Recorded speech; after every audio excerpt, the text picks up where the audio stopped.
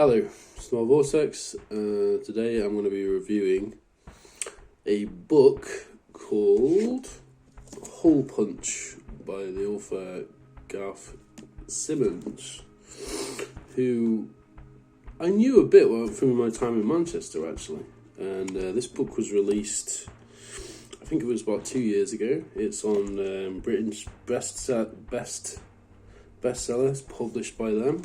It's got artwork. Features artwork by Garth on the cover, and there's sort of interspersed in between. There are these interesting sort of collage art pieces, but primarily the book is a collection of short stories. Some of which are very, very short. Some of the stories are as short as 1 or 2 pages, and some which are a bit longer and a bit more elaborated on. It's a very unusual book. I don't know if it'll be everybody's cup of tea. I certainly could connect with it and I actually found a lot of it very funny. I'll go on to that later in a sort of, absurdist sort of manner. And surrealism definitely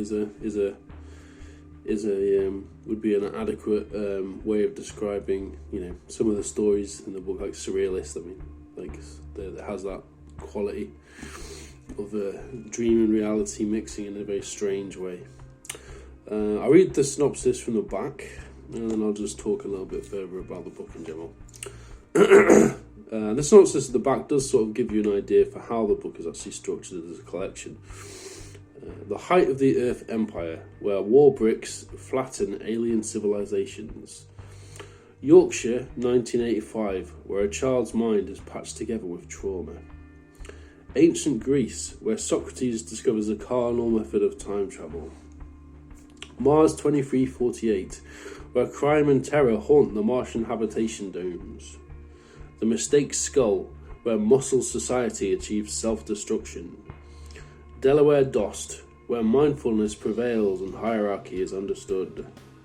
The End of Everything, where convert concepts welcome refugees into the folds of theory. All these places and many more reside within the tangled text of Hole Punch. So that sort of gives you a little bit of a flavour for the stories that are within this book. They're set in very. I find there's a certain tone of cynicism throughout the book, which is, there's a sort of feeling that, and absurdism too. This sort of feeling that it's all a bit ridiculous, really, existence and life. And there are some characters that recur in a few of the different stories, like the Mistake is this character that I think turns up in about 6 or 7 or 8 stories, maybe even more. The stories are like very it's quite breakneck speed, so you can read through this, which actually helped in a lot of ways, because you can really dip in and out of this. Like, you can dip in for 5 minutes every day if you wanted, and you'd read 2 or 3 stories each for 10 minutes maybe.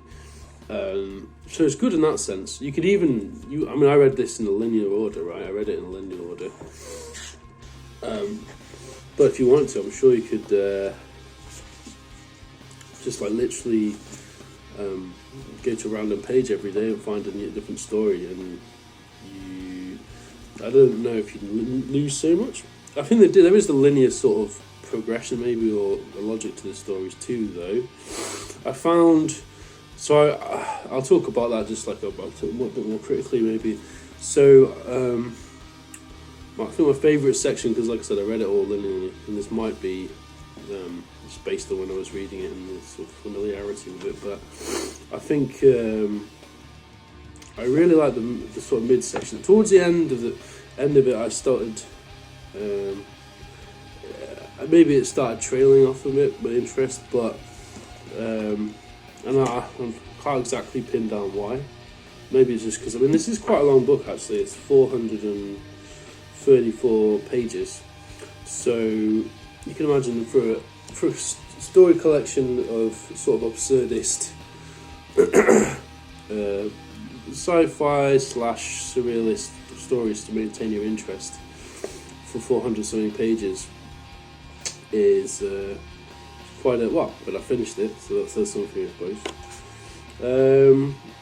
So there's definitely a tone of satire to a lot of these. There's definitely a lot of stories. There seems to be a sort of obsession with the bureaucracy and just bureaucracy taken to an extreme, basically. And you have all these stories about. Often they're not even human. They're often like blobs or creatures.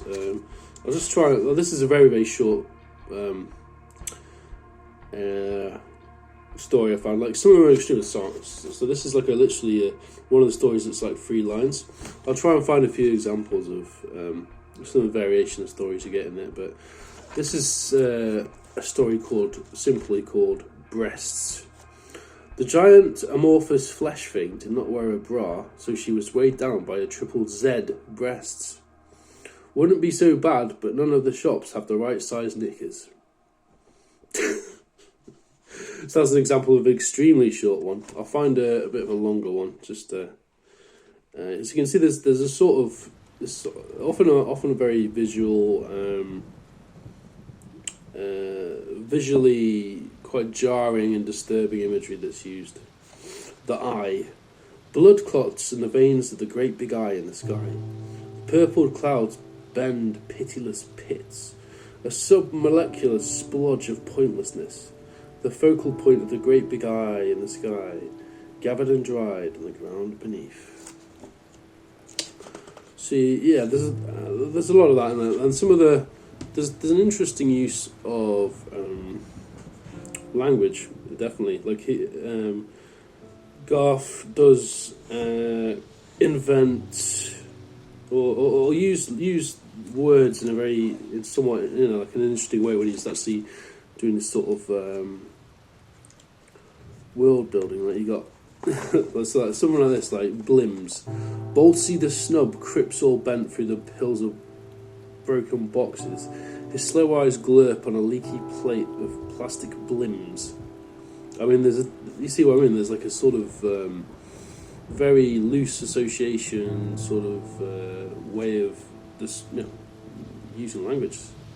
I'll just carry on with this one just as an example. Far, breathes Bolsey. He pulls all the blims with his pincers and he drops them onto some slimmed corrugates. Bolsey drags the blims up to the crook alcove. Aram as bore. Bolsey shouts to the sleeping blouse. The blouse lay under his blanket. Around his sleeping pace a display of bubbling beaders and boutank walls. Aram as bore. Bolsey shouts to the sleeping blouse. Bruce vims himself awake at the sound of Bolsey. Azam ball, shouts Bolsey again. He points at the piles and piles. The blouse cumbers over and looks through the green rectangles, his round-cheeked head turned to negative spirals. Not, he declined. Never. The blims were TBV blims, whether the blims the boss wanted were TC blims. Bolsey backs away for the blouse as he knew there was no time to barter. So yeah, a lot of these stories have a very experimental style. Some of them, are describing sort of strange alien beings who will talk in a way that's almost nonsensical. Well, that last story. Some of the stories have a little bit more, conventional structure, but there is always that sort of experimental feeling to them. There's one of the funny stories I just read. I remember there's also, like I was saying, there's a sort of satirical look at like I said, bureaucracy, office culture, and that sort of thing. I found I did get that feeling. Also, a satirical look at sort of like quote unquote creator culture. Now Garth, as I did, will have lived in Chorlton and Manchester for a time, and I got the impression that like a lot of these characters are probably people that he maybe knows people like this. Like there's one story I read. I was like, it's basically about an artist. I'll just try and find it if I can. It's basically about a spooky Mega Drive. It's about this character called Mason Corbishley, and he's this sort of, like a misogynistic painter artist guy with a chip on his shoulder. sort of figure who, sort of just is working with this model, and he's just telling her how women don't know anything about art, and she's asking him if he wants to go to the Spooky Mega Drive exhibition, and then basically he meets someone who's organising this show, and then he does some sexual favours for him, blah blah blah. I won't spoil the whole story, but it basically is like taking the proverbial Mickey out of sort of pretentious artists and that sort of thing, I guess. I think some of those stories, I think Garth is actually taking the Mickey out of himself as well, because Garth is he himself, a bit like me and all, is like a writer. He does art. He's a little bit of a polymath, as he'd say. He even describes himself at the back. If you go right to the back of it, it says about the author, and there's that sort of like. You'll find this a lot with sort of, I guess, like northern writers and artists. They can sort of take the piss out of themselves in a very, like, modest but real way, which is endearing, really. Tragically from Doncaster and sadly living in Manchester, Garth is a multimedia polymath. Hole Punch is his first book. So I think there are some stories where I don't think they're self-inserts per se, but I think he's probably reflecting on people he's known in real life that I've found annoying, or in one way or another. I guess I got that sort of feeling anyway. There's some reoccurring sort of ideas, and like I said, the mistake. I think there's the war bricks. That's sort of a recurring thing. What would you say? Recurring idea that comes through, like, of this sort of like war force. But yeah, so who is this book for? I think anyone who's got a sort of madcap thirst for the surreal, anyone who has an interest, especially in contemporary experimental literature, will find something of interest in this book. It's probably not one for those who are strong stomachs, to be honest. I don't think this is necessarily a book for everyone, but can such a thing exist? I'm not sure. It's definitely very. Some people would lose the patience for it, but if you can get on board with strange imagery and surrealist settings, and there's often a lot of toilet humour in it as well. Even like there is a lot of toilet humour in it. Which, I mean, for some literary types, they're just going to be put off by that immediately, because they can be a bit like they want it all to be very proper and everything else, I guess. But, I'll give you one example of that. There's a story, Plumber. I think it's a very short one, this one. Plumber.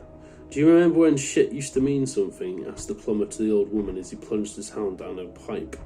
When shit was really deep, his hand sloshed.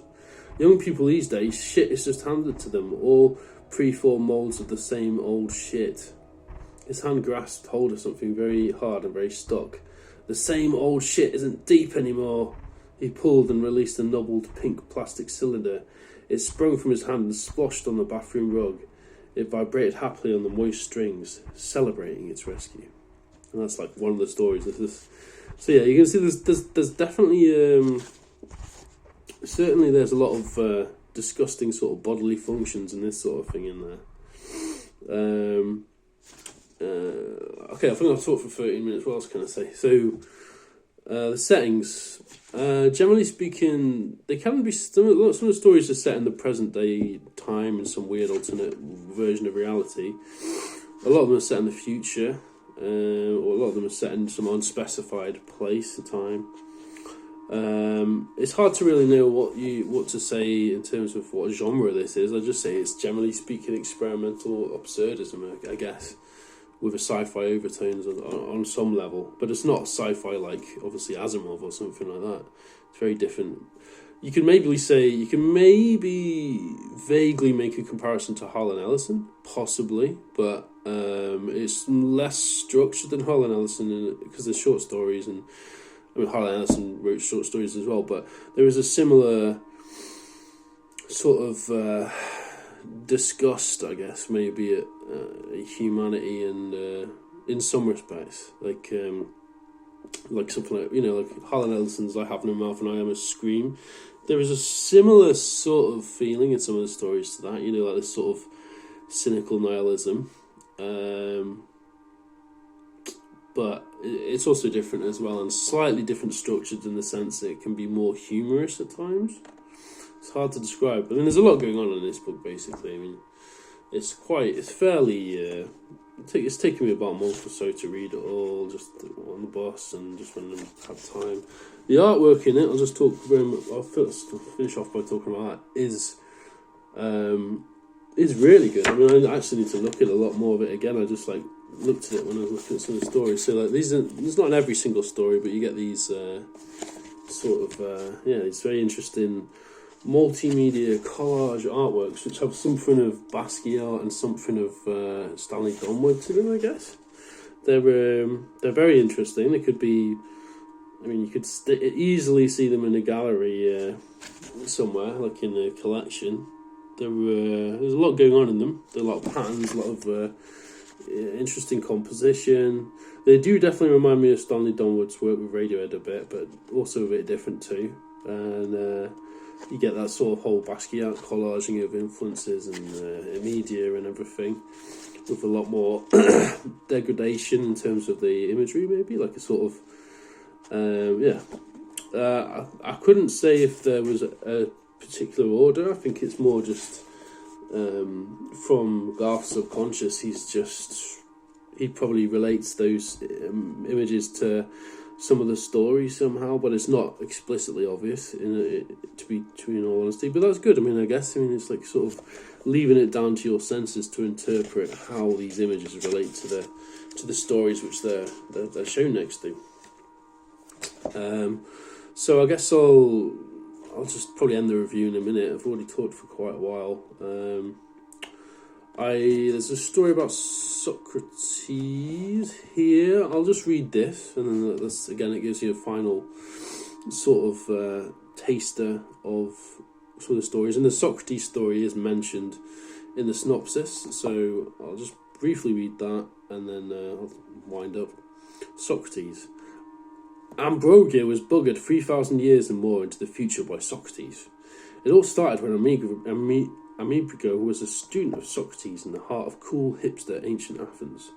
Ambrogio was a desirable young man seeking to sponsor and tutor. Socrates was the most trendy philosopher in town.